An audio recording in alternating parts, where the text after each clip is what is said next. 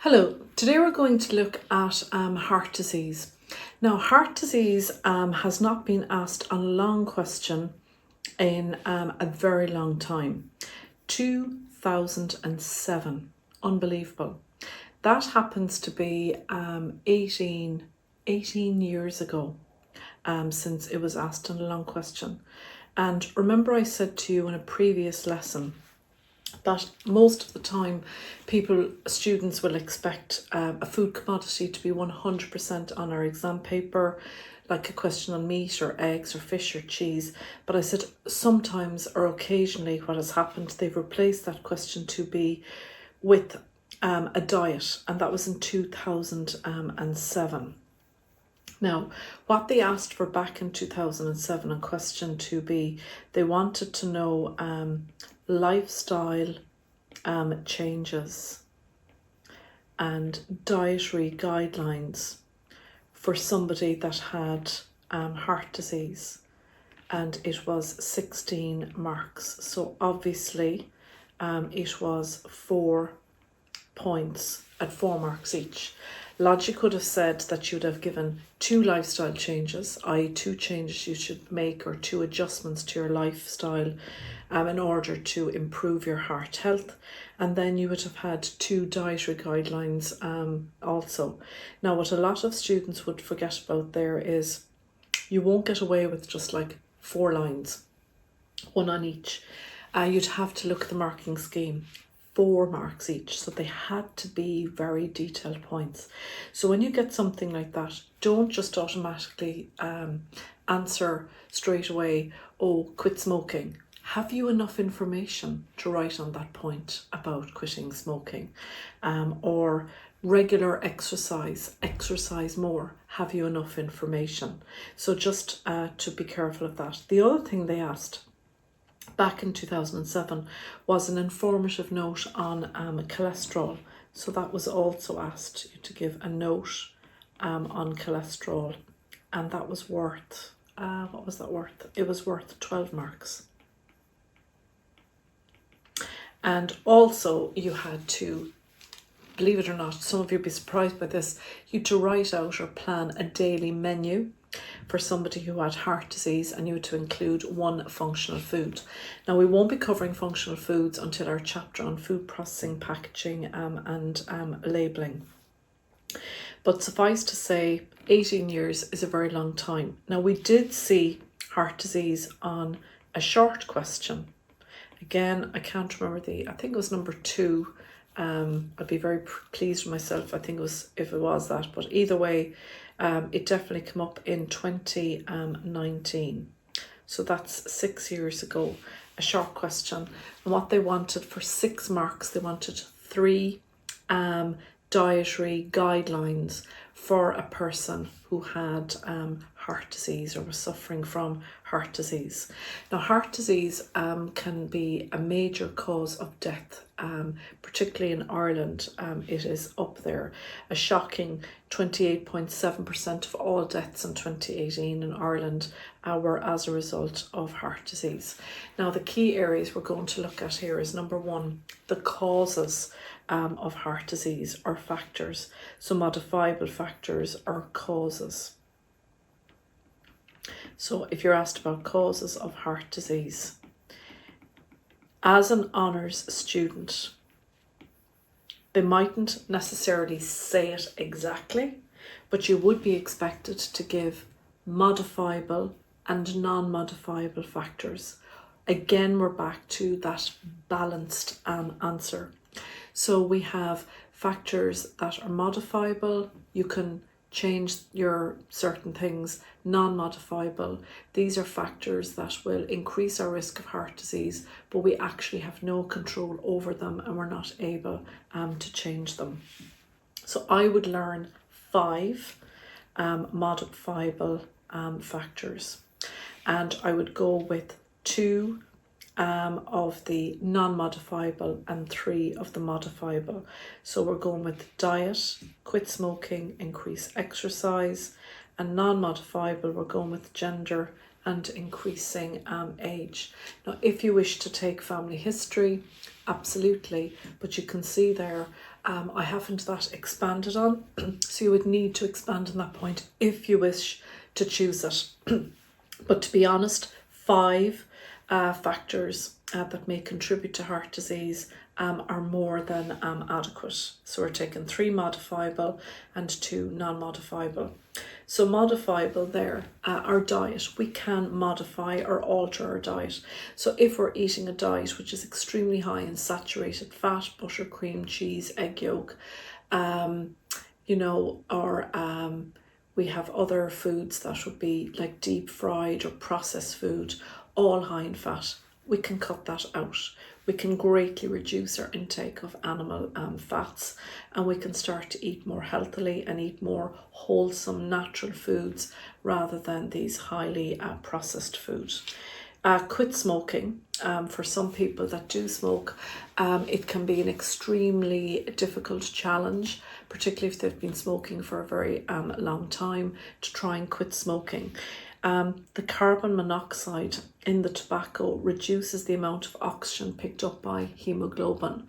And remember, oxyhemoglobin is what travels in our blood, handing over oxygen to cells and tissues of the body. So if we have less oxygen being picked up, you've got less oxyhemoglobin. So you're going to be tired, you're going to be dizzy, you're going to be fatigued, but also it can damage the function of the heart and the structure of the blood vessels, this carbon monoxide. So I'm just going to put beside reduce the amount of oxygen that can be picked up by hemoglobin, resulting in fatigue, dizziness, to name a few examples. Right, and headaches. Yeah, we'll write headaches in there as well. And also the fact then that the carbon monoxide can damage the heart and the structure of the blood vessels. Exercise. We've all control over increasing the amount of exercise in our lives. Exercise stimulates production of new blood vessels, helps heart muscle to become stronger, more efficient, and better able to pump blood throughout our body. So there are 3: diet, quit smoking, increase exercise. They are all modifiable, and learn all 3. Then we're taking 2 non-modifiable factors, 2 more factors that contribute or increase a person's risk of getting heart disease, which we've no control over. So gender. You never really hear, did you notice? You never really hear of women having heart disease until maybe their late 50s or 60s. And that's because up to the menopause, women are protected, or their hearts are protected by the hormone estrogen. And as you know, then menopause is whereby the eggs are no longer released into the fallopian tubes on a monthly basis. There's this massive drop in the hormones estrogen and progesterone. And that drop in estrogen during the menopause takes away a lot of our protection from heart disease. So males are more likely to have heart disease than females. The female hormone estrogen protects us against heart disease due to this drop in estrogen. Then in the menopause, we are higher at risk.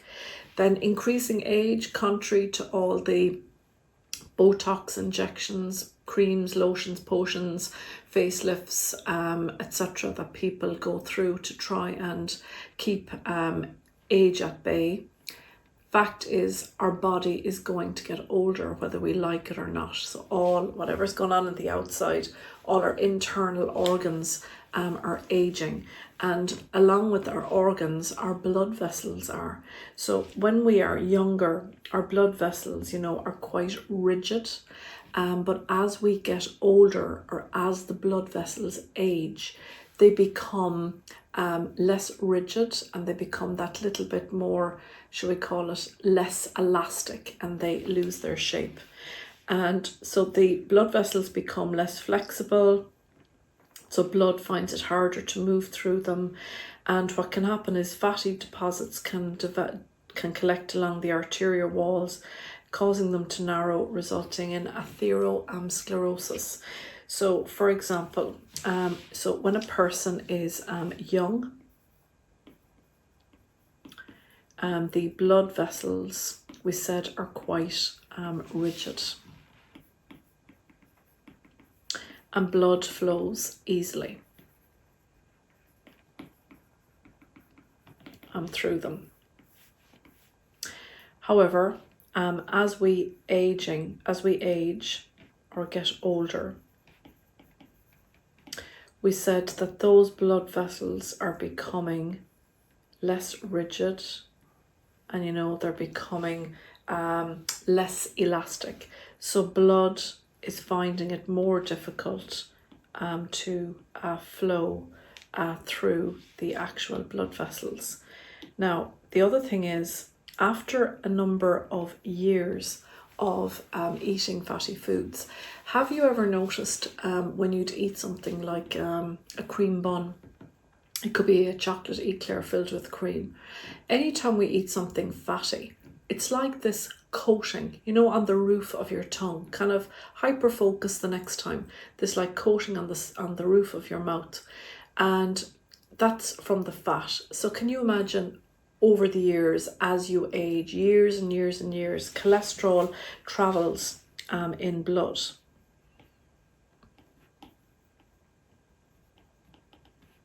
And as people get older, there's a coating which will so that very thin. So initially it's just a very thin coating, and then as the years go by, more and more of this cholesterol can start to adhere to the walls of the arteries, and it can be referred to as plaque. It's different to the plaque on your teeth, but obviously it's going to have an effect on the body. So it's a combination of less elastic blood vessels, and if there's a diet high in saturated fat and cholesterol, it takes years, i.e. aging, for that cholesterol to build up, and you end up with the arteries narrowing. So we have narrowing of the arteries, and that results in restricted blood flow.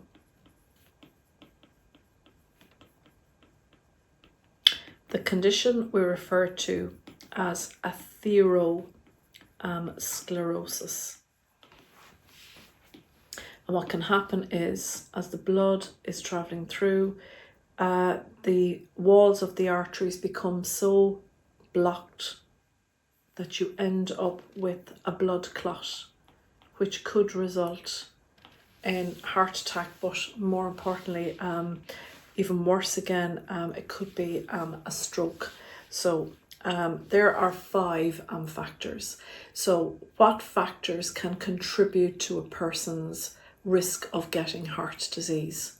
Modifiable and non-modifiable factors. Modifiable factors are factors we can change. So we can quit smoking, we can alter or modify our diet and make it more healthier and lower in saturated fats, which raise LDL cholesterol.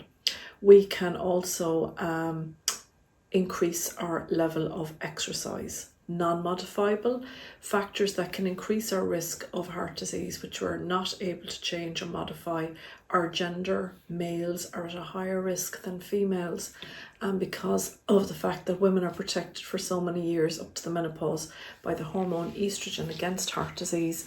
And another modifiable factor then is age, whether we like it or not.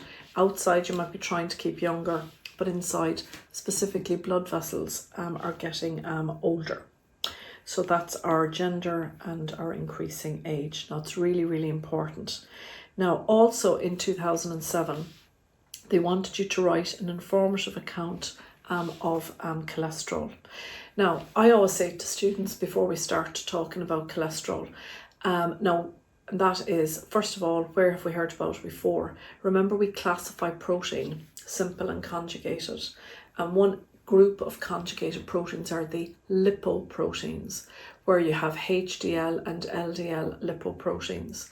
And up until now, I've been mentioning things like, saturated fats raise LDL, or monounsaturates, polyunsaturates will raise HDL, cholesterol, and so on. So what exactly are we talking about?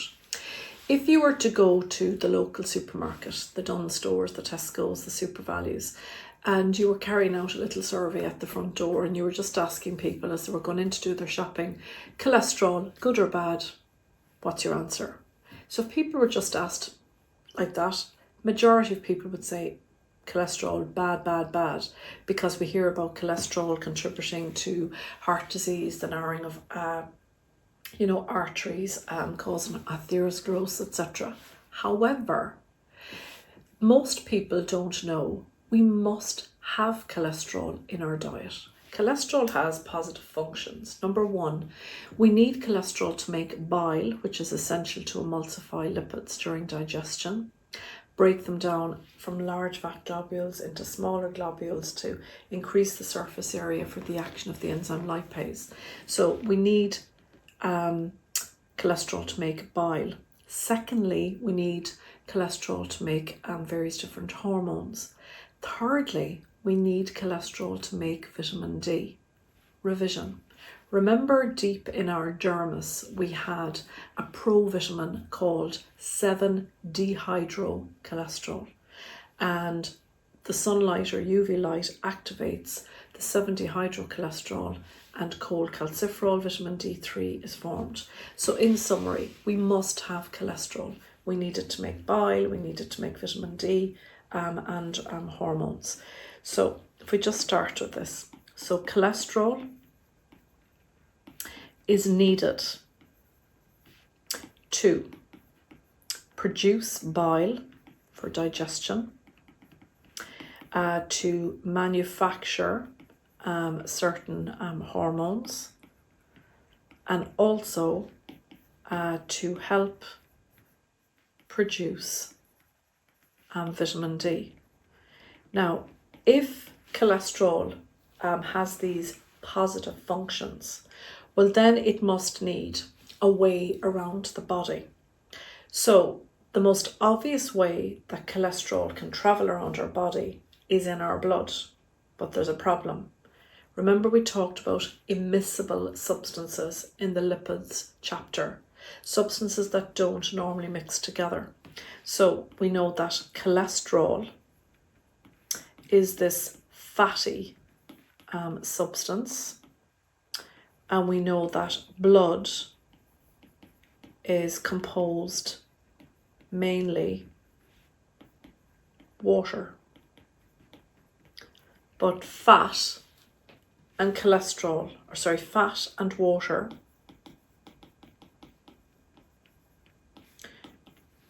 do not mix.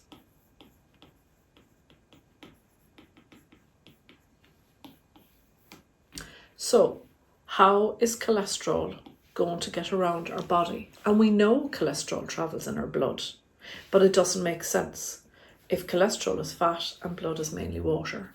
And this is where we end up with our conjugated protein. Now, trust me, I know this is not a car. All right. So just imagine that here is our cholesterol, this fatty substance, and cholesterol needs to get some way of traveling around the body. But there's an issue. Cholesterol is fat and blood is mainly water. So what happens is the cholesterol, or the lipid, binds onto the protein. So imagine it's a protein car. So once the cholesterol or the lipid binds onto the protein, we have a lipoprotein, and off we go. The cholesterol travels around the body in the form of a lipoprotein. So we have cholesterol binds onto a protein, and we end up with what are called lipoproteins. And that's how cholesterol, i.e.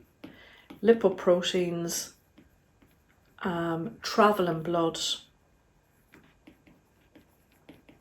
around the body. And that's the way that cholesterol gets around. So it's pretty brilliant. And there are two types then of cholesterol. We've got the good cholesterol, the bad cholesterol. So the good cholesterol is called the HDL. Always think of it's the opposite of what you think. LDL is the bad cholesterol, low density lipoprotein. HDL, high density lipoprotein, is the good cholesterol. So cholesterol, we note, is a soft, fatty, waxy substance. It's needed to make vitamin D, various hormones and biles. So I would consider that to be one decent point. Next, note there are two types of cholesterol, LDL and HDL. Blood is mainly water and cholesterol is a type of fat. The two do not mix, they are immiscible. So in order for cholesterol to travel in blood, it binds onto protein and forms a lipoprotein. And we have two types. We have HDL and LDL. Now HDL, high density lipoprotein, this happens to be the good cholesterol. Takes surplus cholesterol away from arteries where it can build up and cause narrowing of the arteries, and takes it to the liver where it's turned into bile.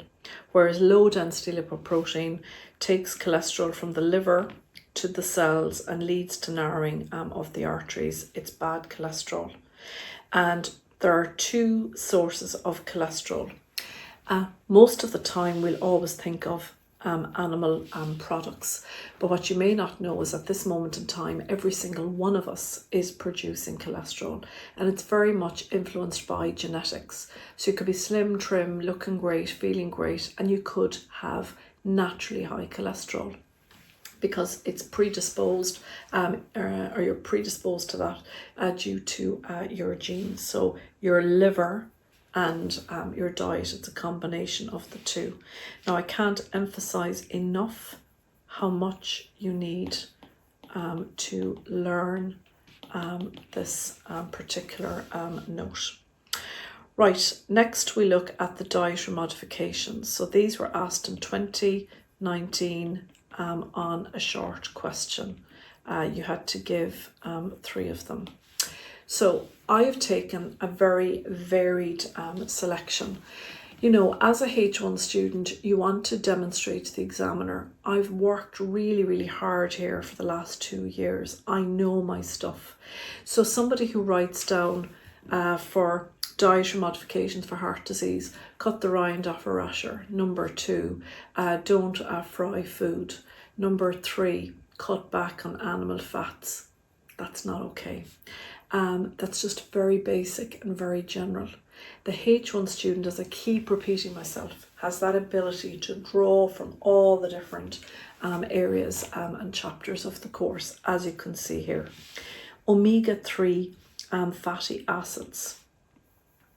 Remember, omega-3 fatty acids help to make blood less sticky, easier flow, less likely to clot and cause a stroke. Folic acid, remember, we are folic acid, so include folic acid or folate. I should name both of them there. Folate, remember, is the natural form. So folate, there, it's not letting me do this. Right, so folate / folic acid would be better. So I think so. Right, okay. Folate, folic acid. In fact, I'm going to write, I think, vitamin B9 here. Remember, folate is found in cauliflower, oranges, avocados, wholemeal bread, fillet steak, and then folic acid would be the supplements. Antioxidants. Remember we mentioned antioxidants in the fruit and vegetables handouts, vitamins A, C and E, and they combine with polyunsaturated fatty acids. So maybe we should just write that here. PUFA stand for polyunsaturated fatty acids. The same goes with CHD, stands for coronary heart disease. Now I take it as a given that you're going to write the full word in an actual exam. Next, plant sterols would be present, where we have Benecol products as well, like yogurt, Benecol spread. You have Benecol oat shots with the plant sterols, and they are thought to block the absorption of cholesterol, because remember, plant sterols are very similar in size to cholesterol, so there's competition in our gut for that. Boil, steam, poach, grill food. Reduce the intake of saturated fat. Choose low versions of these foods. So you can see there that I've a very varied ones. I've omega-3 from my lipids chapter. I have folate, folic acid from my vitamins chapter. I've antioxidants from my fruit chapter. I've plant sterols from my section on fibre. Boil, steam, poach, grill food generally, and reduce the intake of saturated fat. So you've got 2, 4, 6 of them there, and note that they're mainly positive things that we should do, but I do have one reference to avoid or reduce, so we'll just put that there at the side. So include, and then reduce intake of saturated fat, have some bit of balance. Right, so that covers our lesson today. Heart disease, huge, has not been asked on a long question in 18 years. NB, understand the factors that can increase our risk of heart disease. 3 modifiable, 2 non-modifiable. Make sure you know at least 6 really good points, 5 to 6 really good points on dietary requirements for people with heart disease. And we'll talk more again about the menu that came up in 2007, as we'll have a lesson devoted to how you write out the perfect menu in the event we possibly might get it. So that's it today.